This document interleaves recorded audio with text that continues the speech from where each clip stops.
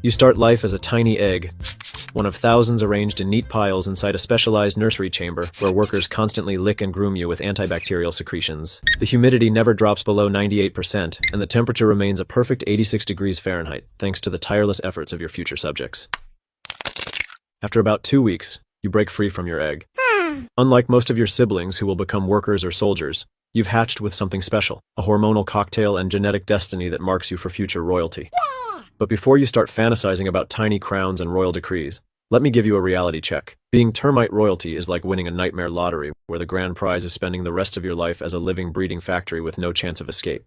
For now, you're what entomologists call a nymph with wing buds, a potential royal, a princess in waiting. You'll go through several molts, shedding your exoskeleton every few weeks. Each time you grow larger, and those tiny wing buds on your back become more pronounced. Pheromones that essentially scream, "Future royalty, handle with care." They feed you a special diet, richer in proteins and nitrogen than the wood pulp your worker siblings consume. Your body is noticeably larger than your worker siblings, and you've got gorgeous, papery wings sprouting from your back that are twice as long as your body. They're basically preparing you for your one big adventure, a journey that will end with you becoming the most productive egg factory in the insect kingdom. Usually after rain, when the air is humid and the soil soft, you're pushed upward towards the surface. This is what entomologists romantically call a nuptial flight, an extremely high-stakes dating show where 99% of contestants get eaten before the first commercial break. Around you, your siblings are being picked off by hungry predators. A bird swoops through the swarm, catching several in one gulp. Less than 1% of you will survive long enough to start a colony.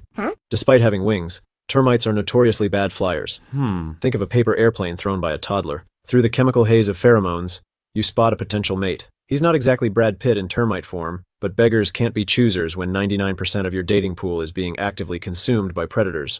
When you decide you've flown far enough, you descend toward the ground and release a powerful chemical signal that practically screams, "Husband wanted, apply here." Your chosen male races toward you and the mating ritual begins.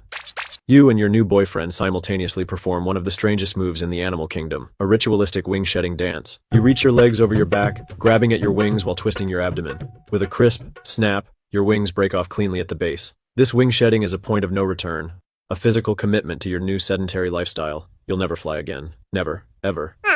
Now wingless, you and your mate scurry along the ground looking for a suitable spot to start your kingdom. You finally locate a promising crack in a rotting log and immediately set to work. Your male partner helps, though he's not exactly built for heavy digging.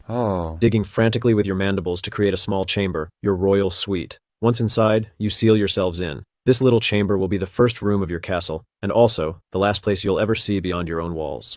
Inside your cozy prison cell, you mate with your king. Unlike queen ants who store sperm for a lifetime, you'll keep this male around as your permanent companion. He'll be by your side for decades, which sounds romantic until you realize you're both trapped in a space barely bigger than your bodies, doing nothing but breeding continuously. Shortly after settling in, you lay your first batch of eggs. These will become your first workers, the initial construction crew and caretakers of your budding civilization. Hello. The problem? You and the king have to take care of these first babies yourselves, with zero experience and limited resources. You're basically teen parents trying to raise kids while living in a closet. As your worker children mature, they take over nest maintenance and feeding duties. Come on, man! They begin to expand your chamber, giving you slightly more room. You'll soon be producing up to 30,000 eggs per day. Try to imagine pushing out an egg every 2 to 3 seconds, day and night, for decades. A few months into your reign, your body begins an alarming transformation that would make any horror movie director proud. If humans underwent a proportional change, it would be like your torso expanding to the size of a school bus while your head remained normal-sized. Your tiny legs can no longer support your massive abdomen. Workers build walls around your expanding girth. They feed you constantly, shoving pre-digested wood pulp and fungus directly into your mouth. It's like having the world's most attentive nursing staff, except you're their prisoner and their sole purpose for existing. One ordinary day, alarm pheromones suddenly flood through your colony's communication network. Something big is attacking. The soldiers rush to the breach, mandibles clicking with anticipation.